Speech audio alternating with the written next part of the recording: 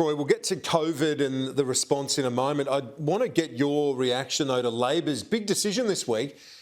It's sort of been overwhelmed by other news. Maybe that's part of the design to announce it during a week of Olympics and lockdowns and so on. But do you think they were right to shelve the proposed changes to negative gearing and tax cuts?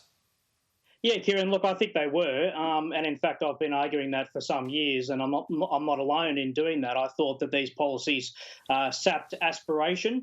They were not particularly well designed. I think that they sent a message to voters that if you are middle class and you want a modest investment property, that Labor wants to take that off you. And there's a lot of migrant communities in Sydney and Melbourne who see that as a premier way to raise some capital and to raise some wealth that they can pass on to their families. But they are the right decisions, Kieran. They're clearing the decks. They're getting rid of the barnacles for an election coming up.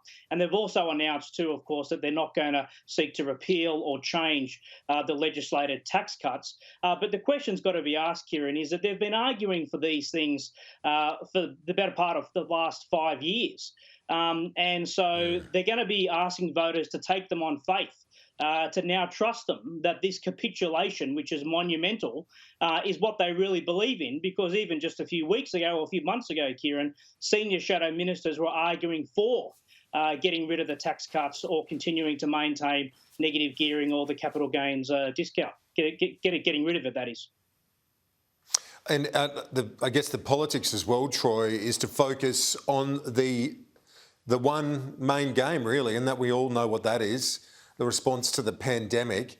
We'll get to the broader politics in a moment. I want to ask you about something you've written in the newspaper today about Josh Frydenberg. I wasn't aware, but this week marks a bit of a milestone for the Treasurer. Yeah, that's right, Kieran. He is now the longest-serving Liberal Treasurer since Peter Costello. So he's overtaken Scott Morrison and Joe Hockey as of tomorrow, actually. So it's a personal milestone for him. And I took the opportunity to interview him for today's Australian. But it's a reminder of the kind of churn and disunity, I guess, we've seen in Liberal ranks over 3 terms now, that even Josh Frydenberg, who hasn't even been in the job for 3 years, is now the longest-serving Liberal Treasurer since Peter Costello. So it's a milestone for him, but he's particularly focused, I guess, on the challenges that he's facing, which are monumental in terms of the pandemic response and the economic response that goes with it. And your argument is that it is a broader sweep that we have to look at in terms of judging his legacy. You'd have to say he's one of the best placed figures within the coalition, certainly within the Liberal Party. He's the next in line, isn't he, if the Prime Minister were to face a proverbial bus? I think there's no doubt about that, Kieran, whatsoever.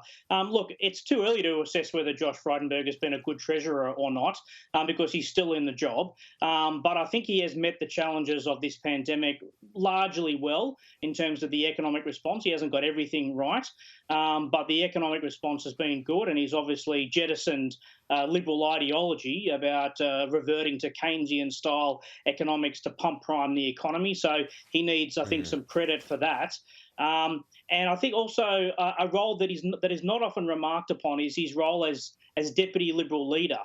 He has gained respect and authority within the party quietly behind the scenes. But, you know, we're in the middle of a once-in-a-generation pandemic, once-in-a-century pandemic, and so the economic response is ongoing, and so he's going to continue to be challenged by that. And I guess something we'll talk about, Kieran, is that he's not so optimistic that we will avoid a recession later this year. Yeah, indeed. So that's the thing for New South Wales.